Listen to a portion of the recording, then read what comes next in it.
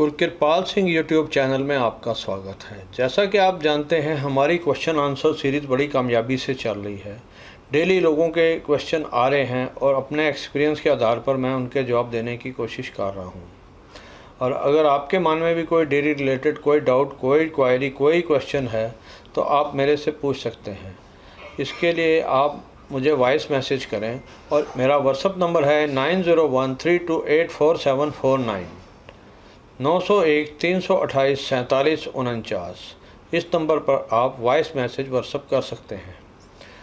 तो अगर आप मेरे से बात करना चाहते हैं या आप कोई चीज़ दिखाना चाहते हैं या आपने कोई गाय भैंस सेल करनी है तो उसके लिए आप 11:30 बजे से लेके 1 बजे तक स्काइप पर कॉल कर सकते हैं, जिसके लिए मेरा मेल आईडी स्क्रीन पे दिख रहा है। तो दोस्तों, अपनी वीडियो को आज आगे शुरू करते हैं।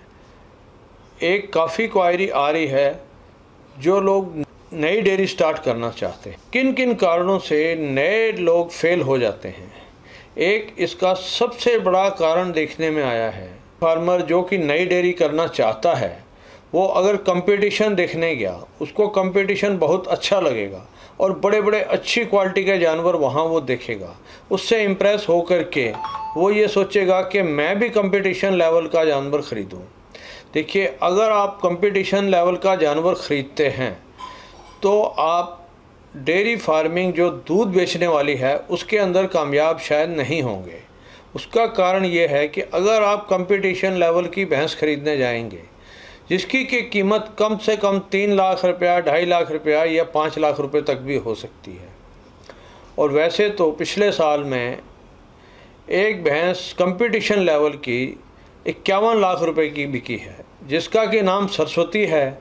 और हर एक पशु प्रेमी यूट्यूबर उस भैंस को जानता है, क्योंकि उस भैंस ने 32 किलो से ऊपर दूध निकलवा करके वर्ल्ड रिकॉर्ड स्थापित किया है और वो 51 लाख रुपए में बिकी है। तो वो भैंस किस कारण से, किस काम के लिए बिकी है? भैया, दूध बेचने के लिए इतनी महंगी भैंस कोई नहीं खरीद सकता।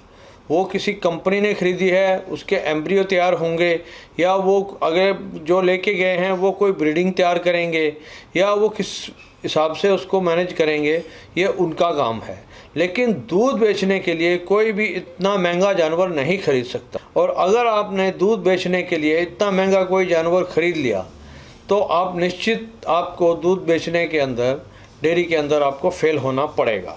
एक तो सबसे बड़ा कारण ये है। दूसरा एक कारण और होता है फोडर मैनेजमेंट और प्लानिंग। जो उसका चारा, दाना, सूखा चारा, हरा चारा और फीड कि जिस एरिया में आप डेयरी कर रहे हैं उस एरिया में उसकी वैल्यूएशन कैसी है। क्योंकि फीड की वैल्यूएशन तो लगभग सारे हिंदुस्तान में एक जैसी ही होती है, लेकिन हरे चारे और सूखे चारे के रेटों में काफ़ी फ़र्क आता है। कि वही सूखा चारा जिसको कि तूड़ा बोला जाता है वो 3 रुपये किलो से स्टार्ट होकर के 10 रुपये किलो तक पाया जाता है। और हरे चारे की अगर बात करें तो वो भी 1-1.5 रुपये किलो से स्टार्ट होकर के 6-7 रुपये किलो तक बिकता देखा गया है। और रही साइलेज की बात, तो साइलेज अगर पिट अपना तैयार करवाते हैं तो 3 रुपये किलो के नीचे पिट तैयार हो जाता। और अगर आप बनी बनाई पैकेट जो कि 100 किलो, 500 किलो और 1000 किलो में मिलते हैं, अगर वो ख़रीदते हैं तो लगभग वो 5 से लेके 7 रुपये किलो तक बिकते देखे गए हैं। और साथ में अगर आप सारा चारा, जितना भी चारा आपका साल की लागत है वो इकट्ठा ख़रीद लेते हैं, जबकि अप्रैल के अंदर गेहूं की फसल आती है तो 2.5 से लेके 4 रुपये किलो में आप जितना मर्जी स्टॉक कर सकते। और इसी चारे को जब सीज़न ख़त्म हो जाएगा उसके बाद में ख़रीदने जाएंगे तो ये 6 रुपये किलो से 10 रुपये किलो तक आपको पड़ेगा। तो ये सारा आपको लास्ट फिर उठाना पड़ेगा अगर आपने टाइम पे स्टॉक नहीं किया है। और तीसरा कारण इसका ये होता है कि जो ड्रिंकिंग वाटर, पानी की, जो पीने का पानी का प्रबंध डेयरी के अंदर कैसा है। कई बारी जो डेयरी की, जहाँ पे जानवर पानी पीते हैं, उसकी जो नाद है वो सीमेंट की होती है। और उसको एक एक महीने तक साफ़ नहीं किया जाता है, उसके अंदर काई इत्यादि लग जाती, तो उससे जानवर काफ़ी बीमार होते रहते हैं, तो प्रोडक्शन के अंदर काफ़ी कमी आती। या तो अगर सीमेंट वाली नाद है तो दूसरे तीसरे दिन उसकी सफाई करते रहें। और आजकल जो है लोगों ने स्टील की नाद लगवा दी है, जिसके के अंदर काई वगैरह कम लगती है और थोड़ा सा भी पानी गंदा होता है तो क्लियर वो दिख जाता है, तो हम उसकी जो है फार्मर उसकी सफाई करवा लेता है। तो ये तो हुई आज की अपनी जो कि फेल होने के रीज़न की बात। आज के अब आपने जो है क्वेश्चन आंसर को आगे बढ़ाते हैं, तो आज का पहला क्वेश्चन लेते हैं। सरदार जी नमस्कार, मैं यूपी से हूँ और जिला शाहजहांपुर। हमारे पास एक एचएफ और एक साहिवाल नस्ल की गाय जो 10-12 लीटर दोनों दूध देती हैं, और अब हम डेयरी खोलना चाहते हैं, तो साहिवाल से खोलें या जर्सी से खोलें या एचएफ से खोलें। और हमारे यहाँ दूध 40 रुपए लीटर बिकता है, चाहे कोई भी नस्ल की गाय हो। और हमारे यहाँ एचएफ भी 10 लीटर दूध देती है, 10-12, और साहिवाल भी 10-12 और जर्सी भी 10-12। तो हमें ये बताइए हम कौन सी नस्ल से डेयरी करें। और हमारे यहाँ चरने के लिए बरसात के मौसम में इतनी ज्यादा घास हो जाती है कि जब वो गाय वहाँ घास चर के आती हैं तो घर पे सही से चारा भी नहीं खाती, सिर्फ वो दाना खाती हैं थोड़ा, और थोड़ा भूसा, और कुछ भी वो खाती नहीं, और वो बैठ जाती हैं तुरंत ही।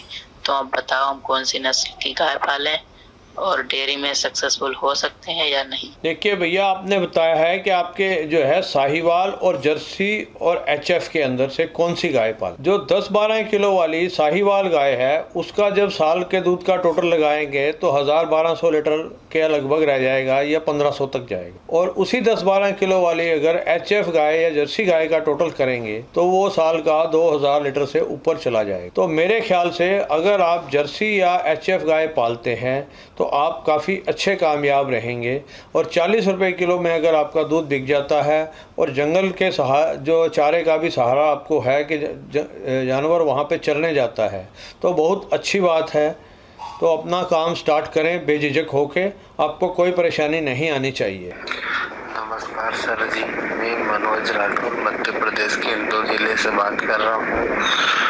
मैं गाय की डेयरी कर रहा हूँ, लेकिन मैं भैंस की डेयरी करना चाहता हूँ। तो मुर्रा भैंस से स्टार्ट करें या जाफराबादी से करें, और भैंस खरीदने का कौन सा सही समय है? भैंस ब्याई हुई खरीदें या प्रेग्नेंट खरीदें? धन्यवाद। देखो भैया, जब आप मुर्रा भैंस से करें या जाफराबादी भैंस, दोनों भैंसें ही कामयाब हैं। बाकी रही बात यह है कि कब स्टार्ट करें, तो अभी लगभग 2 महीने के लिए आप रेस्ट करें।